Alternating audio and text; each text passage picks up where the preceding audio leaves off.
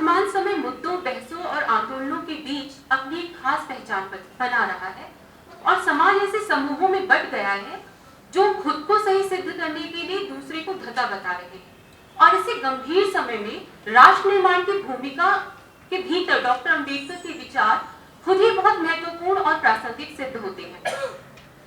यह विडंबना ही है कि डॉक्टर अंबेडकर को आज भी एक खास वर्ग के हितैषी के रूप में ही प्रचारित किया और समझा जाता रहा, जबकि देश को एक सफल संविधान देने वाले डॉक्टर अंबेडकर की विचारधारा में संपूर्ण मानवता के लिए हमें कल्याणकारी दृष्टि स्पष्ट रूप से देखने को मिलती है। हाशिए पर पड़े समुदाय की अंतिम पंक्ति में खड़े व्यक्ति के अधिकारों के लिए जब वे मांग उठाते हैं तो उनका पूरा जीवन और दर्शन मानवीय अधिकारों की गरिमा की स्थापना के लिए कृत संकल्प दिखता है। सोशल इंजीनियरिंग के संबंध में उनके विचार आधुनिक राष्ट्र के निर्माण की एक सही भूमिका को दिखाते हैं। वे समाज को ज्ञान के साथ जोड़ने का प्रयास करते हैं। देश के सतत विकास हेतु वे एक मजबूत नींव के निर्माण की बात करते हैं। इसीलिए वे राजनीतिक आंदोलन की अपेक्षा सामाजिक आंदोलन पर अधिक बल देते हैं। हमारी वर्णवादी व्यवस्था के अंतर्गत बहुसंख्यक दलित समाज का शोषण एवं उत्पीड़न जाति आधार पर किया गया। दलित समाज के श्रम से पोषित होकर भी समाज ने उनके प्रति तिरस्कार और उपेक्षा की भूमिका निभाते हुए उन्हें मानवीय दर्जा नहीं दिया। इसी कारण राष्ट्र का यह बहुसंख्यक वर्ग अपने सामाजिक, राजनीतिक, धार्मिक अधिकारों से वंचित होकर उपेक्षा और शोषण का शिकार बनता रहा।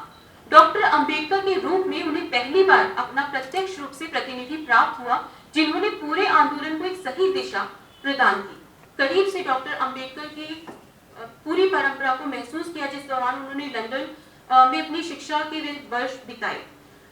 लंदन स्कूल ऑफ इकोनॉमिक्स की लाइब्रेरी और ब्रिटिश लाइब्रेरी के संग्रह में डॉक्टर अंबेडकर के शोध संबंधित संग्रहों और मौलिक दस्तावेजों को देखना जीवन का सबसे अमूल्य और गौरवशाली क्षण रहा।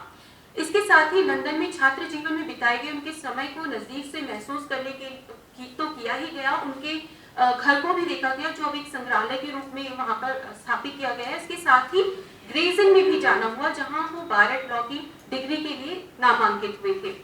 मुझे ये सब देखकर ये महसूस हुआ कि उनके विचारों में हमें जिस स्वतंत्रता के दर्शन होते हैं, उसकी कहीं ना कहीं नींव उस पश्चिमी विचारधारा से उन्हें उस स्वतंत्रता के माहौल से अवश्य मिलती है।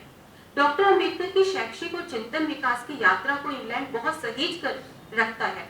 वहां उनके शोध से लेकर विश्वविद्यालय में प्रवेश के लिए दिए गए आवेदन पत्र की मूल प्रति भी संभाल कर संग्रहित की गई है।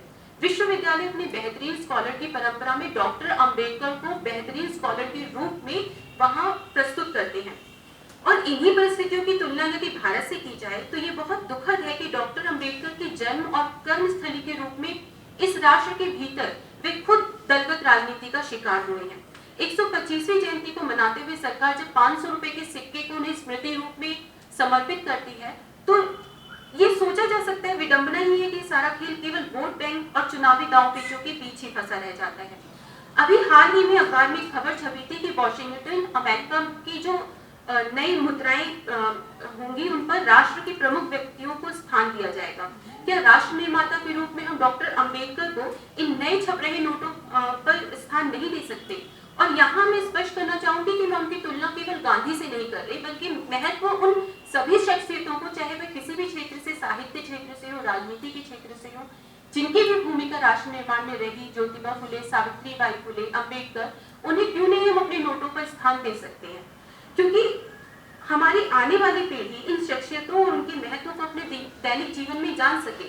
क्योंकि हम सभी ये बहुत अच्छी तरह से जानते हैं कि स्कूली जीवन में हम डॉक्टर अंबेडकर के बारे में जिन किताबों में पढ़ते हैं वो कितनी सीमित होती है, और उस पर करेला नीम तब चढ़ जाता है जब पढ़ाने वाले अध्यापक समाजवादी मानसिकता के साथ डॉक्टर अंबेडकर को पढ़ाते हैं।